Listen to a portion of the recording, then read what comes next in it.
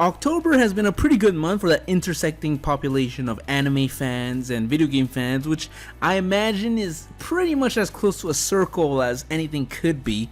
And luckily, we were given two very, very strong anime games, and that is in the form of Dragon Ball Sparking Zero and Metaphor ReFantazio. Now, I will probably continue the rest of this video calling it just Metaphor because I don't like the entire name. But in any case, today I put about 20 hours into each, and I just wanted to give my initial impressions kind of thing in for both. And I think the best way we could do it is just by combining both. We'll just clash them, and essentially, I'm not a game reviewer, so I'm not going to go too in depth into the minutia. I probably wouldn't really understand most of it, and I don't want to seem kind of coming from the side. So in any case, let's just enjoy, sit down, and we'll talk about both games and share my general thoughts on it. So for starting off, we have Dragon Ball Sparking Zero, probably the bigger of the two names to come out, and coincidentally, both games would come out on October 11th. I will say Dragon Ball Sparking Zero, if you pre-ordered, I believe you got 2 days or 3 days early. But in any case, the official release date is the same for both. One of them is more iconic, being for ReFantazio, which is I believe their 35th anniversary. But in any case, they both came out coincidentally on the same day, and as a result, that day was a very, very difficult part on my wallet. So starting off, I just want to get my biases out of the way so that when I talk about this game, you'll probably understand where I'm coming from. So starting off, 1, I am a Dragon Ball fan, and 2, I am not a good fighting game player, and as a result, I'm not really that into fighting games. I'm not into the high-end fighting games. You know, I'm as much as a fan of Smash and all that kind of stuff, but you know, kind of when we talk into the nitty-gritty of the real quote-unquote fighting games, and like the people watch Evo every year, I'm not quite like that. I'm just not good at it. So when I play, it's more on the casual end. So with those biases out of the way, let's talk about the pricing. Video games in general have mostly gone up the price. For these two specifically, they're reaching the $70 mark rather than than anything else. You might be able to find it if you go later down the line and you watch this video. You might be able to find it on a discount, but at least at the time of the release, they're both gonna eat up at least $70-ish to get that going. That's if you're not going for like the Ultimate Edition or the DLC additions and all that good stuff. So starting with Dragon Ball, while Dragon Ball has had a lot of success in general when it comes to fighting games, most recently Dragon Ball FighterZ came out and was initially a really big success. It did eventually taper off with the advent of the weaknesses of the game, especially its netcode. Again, I'm not a fighting game specialist, so I'm not gonna go too deep into really understanding what exactly that means, but from what I understand, it just means that there's like enough lag or enough like input delay that the real hardcore players cannot really dedicate themselves and feel kind of slighted each time something goes wrong, because at that point you're not sure, am I just unskilled or is the game just not reflecting with the stuff that I'm doing and all that kind of stuff. So Fighter Z was initially a huge success and it eventually tapered off, but generally you would consider it a success. With that said, Fighter Z was a 2D fighter, more in the spirit of Mortal Kombat or Street Fighter, while my traditional thought process when I think of a Dragon Ball game is closer to Budokai Tenkaichi, which I used to play on the PS2 and on with my friends. So I have more of like, you know, with Dragon Ball especially, you know, you have flying people, shooting beams and all that good stuff. So I kind of visualize that more in that case. So for Dragon Ball Sparking Zero is more in line with that. Bringing back, you know, 3D, you can fly around, there's destructible environment, and you know, you could throw beams at each other from across the map if you really wanted to, and all that good stuff. So let's start with that. Let's talk about my general thoughts on the game. So I put about 20 hours into the game, and I will say a lot of it is spent on playing custom games with my friends. At the end of the day, I think that's the best way you can enjoy the game, especially if none of your friends are particularly good and your skill level is probably like evened out. You know, you'll have one person get a lucky punch in, or like one person that's like slightly better, like maybe like 10% better, but nobody that's like, you know, a two grades better than the rest of it. That's when it becomes a little bit unfun, when you're just getting stomped. When like your friends are kind of more or less equally skilled, that's I think when Sparking Zero's true fun comes out. And I will say there's I'm having a lot of fun. I mean, straight up, the combat is fun. Not all the characters are quote unquote strong, but that's the point. I mean, like, just logistically, it kind of makes sense that Goku from the early parts of Dragon Ball Z is not as strong as Goku in Super, so it makes sense that they would get beaten. That said, if you're technically skilled enough, you'll overcome that barrier. But you know, that's the kind of fun that you can make from the game. In terms of game modes, there's mostly two that I've seen. Is when a single battle, you just both choose a character and you go at it. Another one is DP, which DP essentially each character is given a point value, and you're kind of drafting them in a very small time span to make a team. So you're given about 15 points, if I remember correctly. The most a character I've seen costs is 10 points, and the least I've seen is 1 point. So essentially, you have 4 slots, 4 to 5 slots, 4 slots, I think. 4 slots open that you could fill up. You don't have to fill up all 4. So as a result, you could bring, like, hypothetically, you bring a 10-pointer and a 5-pointer, or you could bring a 6-pointer, a 4-pointer, a 3-pointer, and a 2-pointer. So there's disadvantages and advantages between the two. Like, the 10-pointer is obviously on the highest level and the highest, most powerful dudes. You have like Super Saiyan Gogeta, Broly, and all that good stuff. So as a result, you're throwing them against, I don't know, like Yamcha, for example. So you would expect that guy would stomp Yamcha multiple times over. However, if you're, for example, a skilled enough for Yamcha, you would probably, if you're able to down that 10-pointer, you just took out at least half the opponent's team, and and more accurately, you're probably taking down like 2/3, because point value wise, that's a 10-pointer out of 15. So I enjoy both game modes. They both provide something. I will say right now I've been mainly playing DP. I feel it's allows a little bit more variety. I believe, especially since all my friends are on board with playing like these house rules, and which I reiterate, I think that is the preferred way to play. Going into the storyline, so I will say the storyline is not going to surprise you necessarily. If you're a Dragon Ball fan, I mean, like, all the twists and turns are still there. However, I will say sometimes in some of the cutscenes, I've made an effort to sit down and watch some of the cutscenes. They're not particularly long, so there is that. And they kind of like recap the story of Dragon Ball through various people's point of view. So, for example, let's say I play Goku. It starts with Raditz. It starts with the Raditz fight at the very beginning of Dragon Ball Z, quote unquote. So I fight Raditz, and then I fight Nappa. So we do a huge skip. We kind of just skim over everything else that happens between Nappa and Raditz and Nappa. So that's my next fight.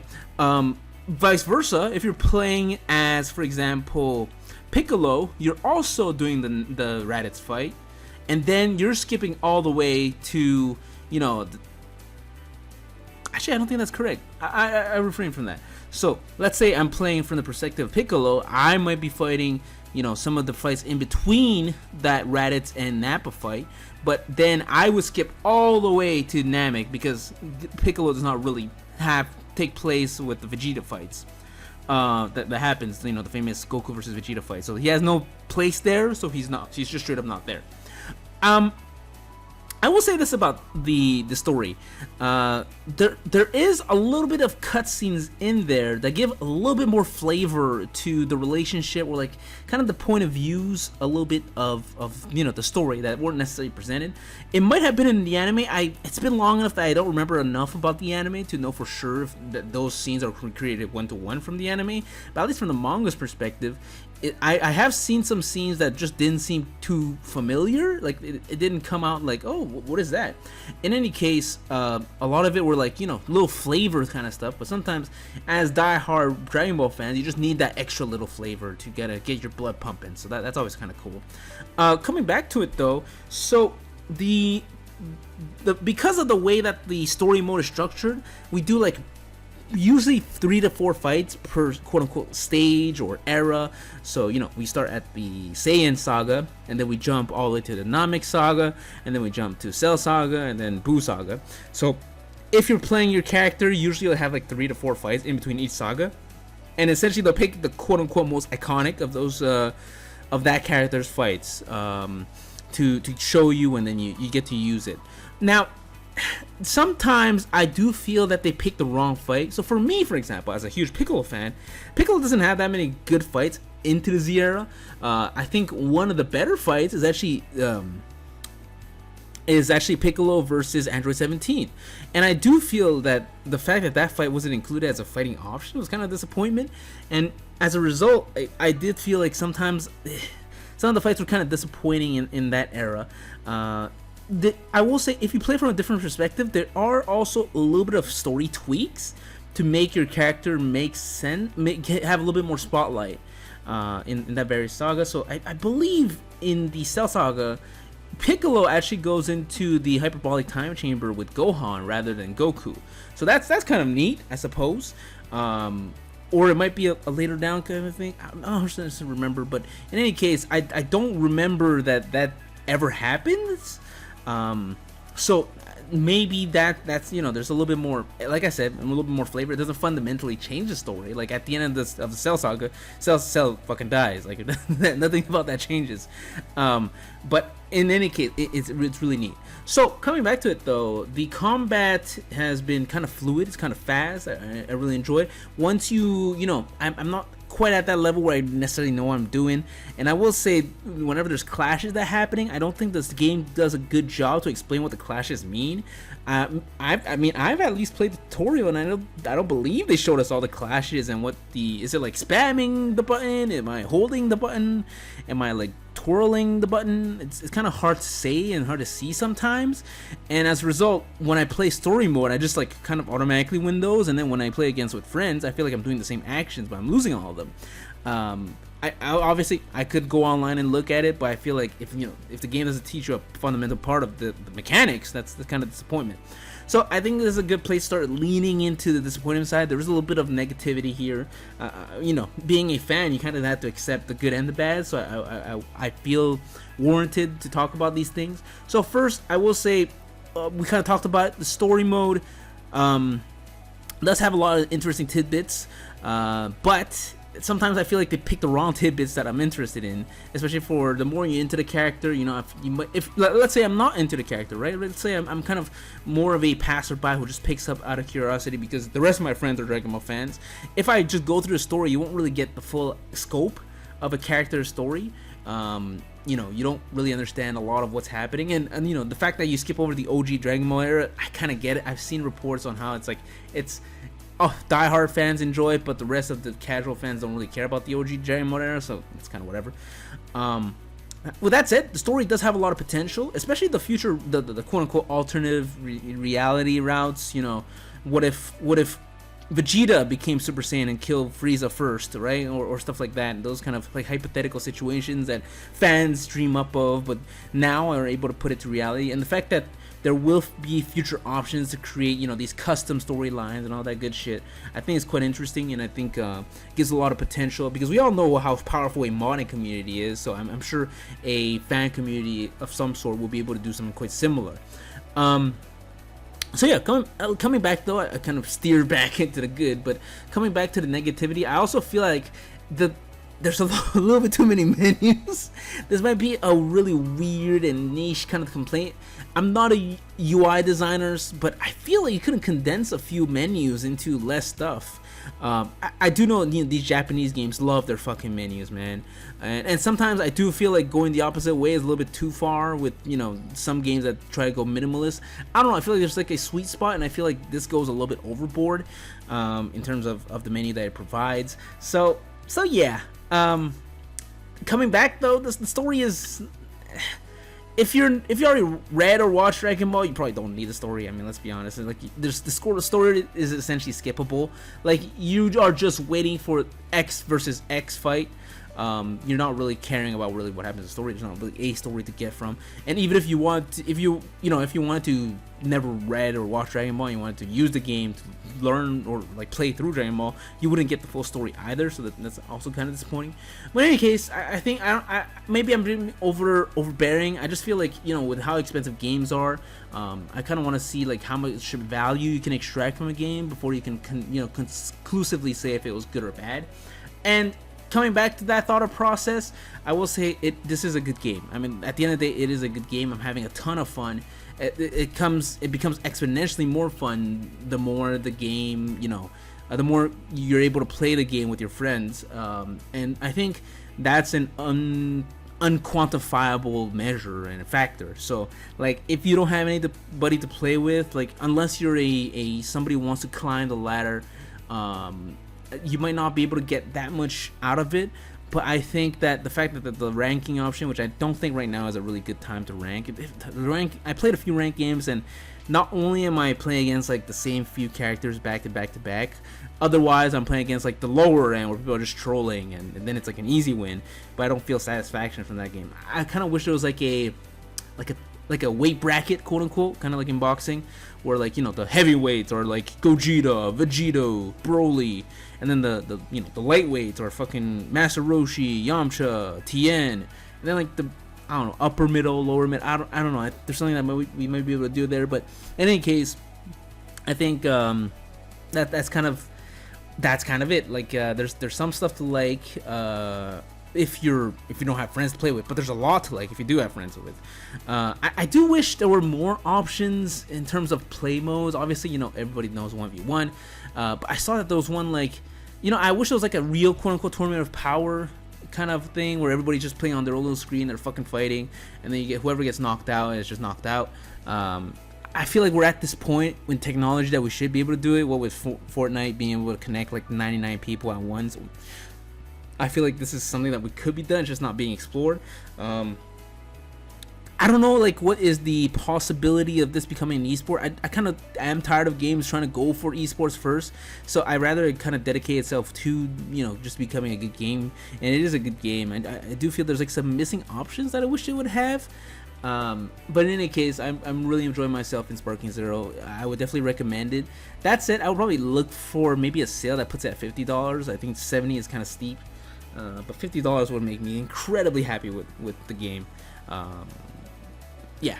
So moving on to our second anime game. Now I will make a caveat that this is not technically an anime game in the sense that it has an anime, but it's an anime game that essentially, if you're an anime fan, you'll probably think this is an anime.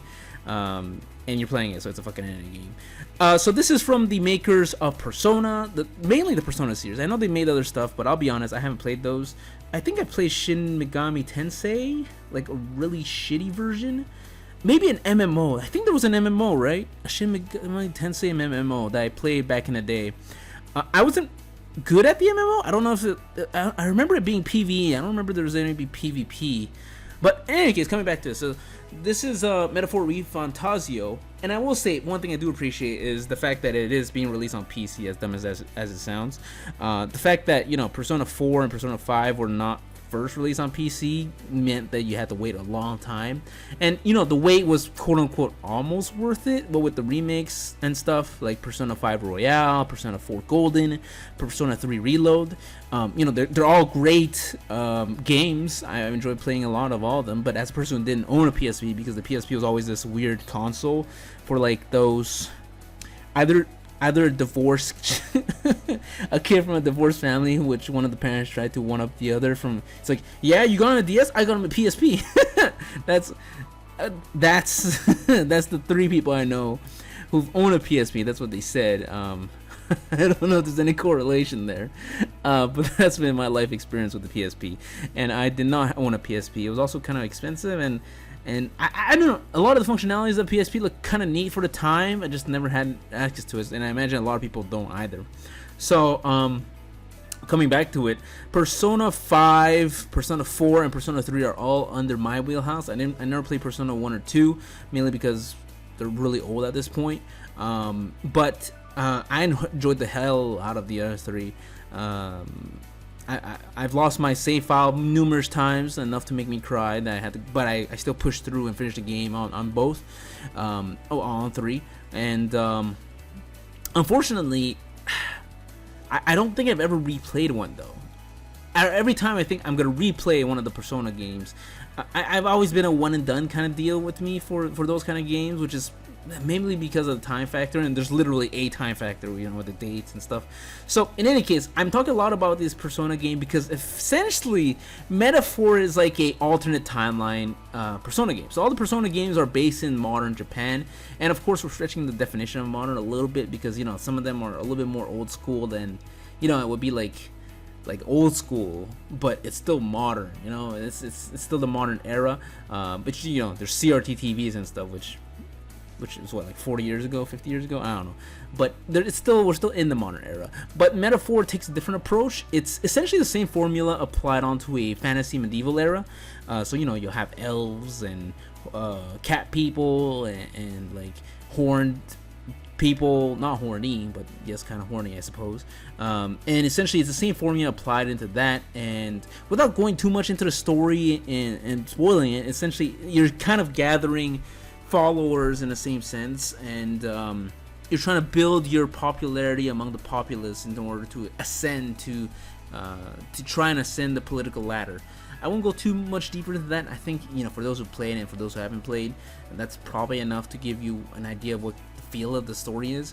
In terms of visualizing where I am in the story, I have every job, quote unquote, every specialty or every archetype unlocked, at least the initial base level one, except for one. I'm missing one. I think I'm supposed to get it through playing the story, so I don't think it's because I missed it. I'm pretty sure it's because I just haven't gone there yet.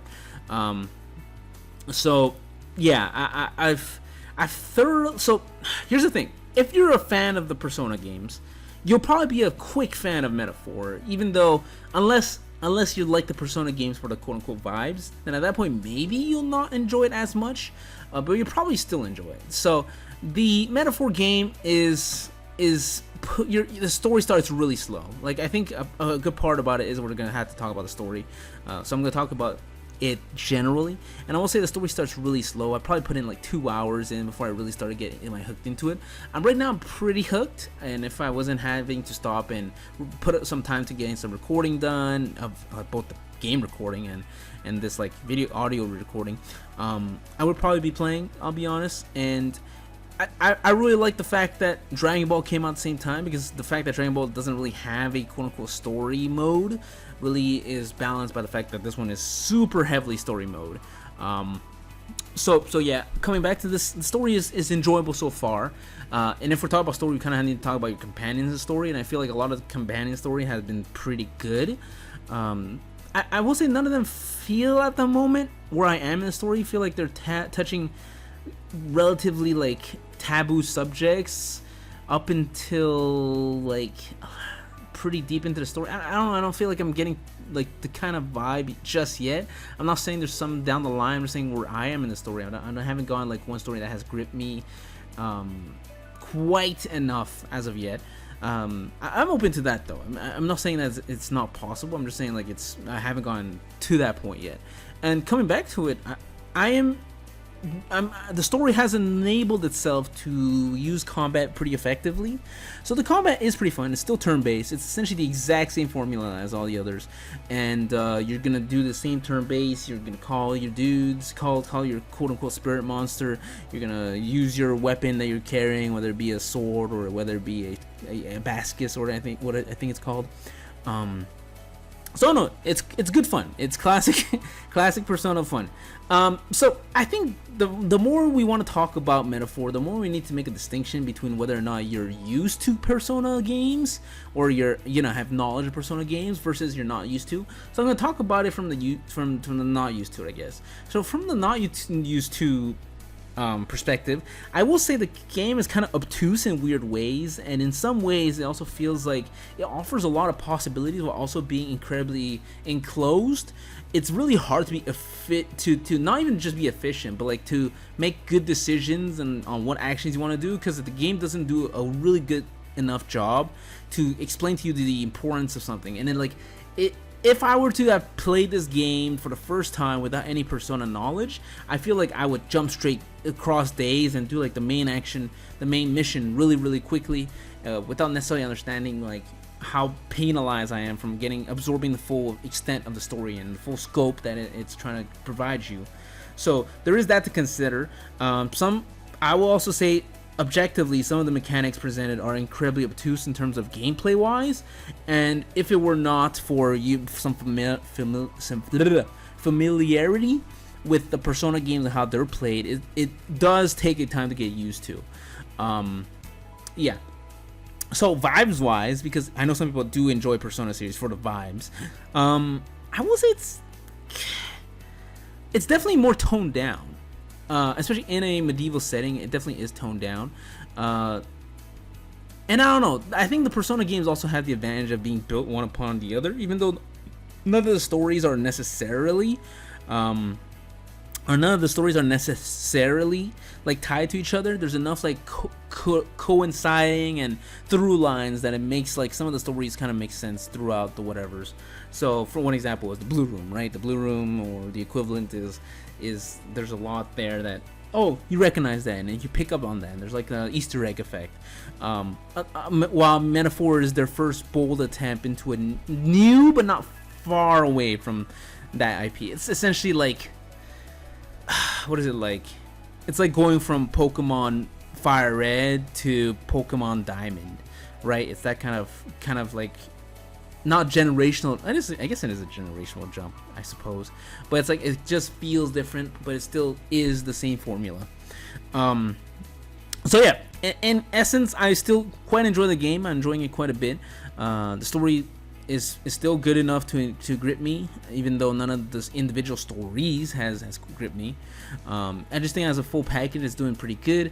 I have seen some few areas of weak writing that I can't really discuss here without going to spoiler territory, which I don't think a first impression should go into spoiler territory. So yeah, I'm enjoying myself. And all in all, I mean, this just comes back to it. October has been fantastic for us anime fans and us gamer fans, and especially anime gamer fans.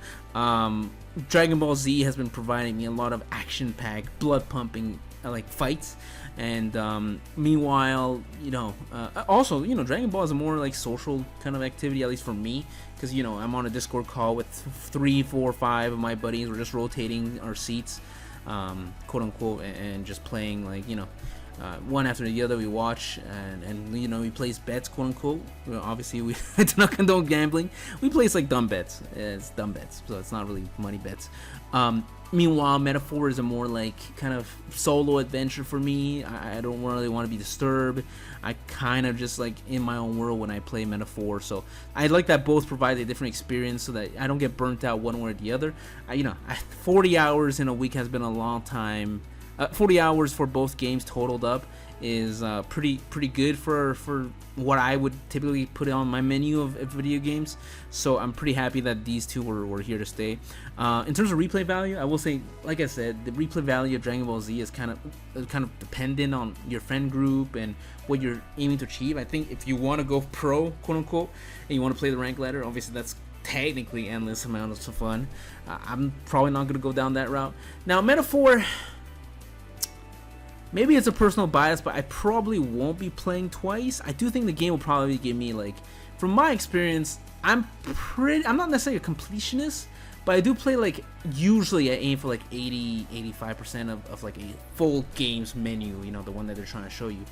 And I think it will probably give me, like, at the end of the day, maybe 40, maybe over to 60, depending on how the story is. I will say right now, in terms of where I am in the story, I don't know where the end of the line is. It feels it's really quite far. So I'm expecting at least 40 more hours of gaming ahead of me in Metaphor. So yeah, in any case, I honestly, the fact that this came up both at the same time complement each other. You know what? One thing that's always kind of weird is when like two big games come out nearish the same time, but they have like they could just compete with each other. But I personally feel that Dragon Ball and Metaphor are just distinctly different enough. They provide a different gaming experience and a different atmosphere that if you're not down for both, then you'll probably only pick one anyway. So it's not a huge deal. And both have been doing gangbusters. Metaphor, hit 1 million, I think, in pretty short. And I mean, Sparking Zero has just been knocking out of the park. I think right now on Steam just concurrently playing. There might be like 500,000 or something like that. So that's crazy for a fighting game. So yeah, that's honestly, October has been great. I think this will be satisfying enough until at least the end of December. So that's exciting for me. And in case, you know, not a review, not necessarily anything, just more like initial impressions and just general thoughts on how happy I am of October. So yeah, thank you all for listening. This has been the first time I'm trying to do like a video game kind of topic. I will probably take some time to get all the recordings working out, so apologies if it's a little bit late, but that's how it is sometimes. Hope you guys enjoy. If you enjoyed the video, please leave a like, and if you wanted something to say, just leave a comment, whatever. And finally, just in general, follow us, subscribe, and all that good stuff. Thanks a lot, dummies. See you next time.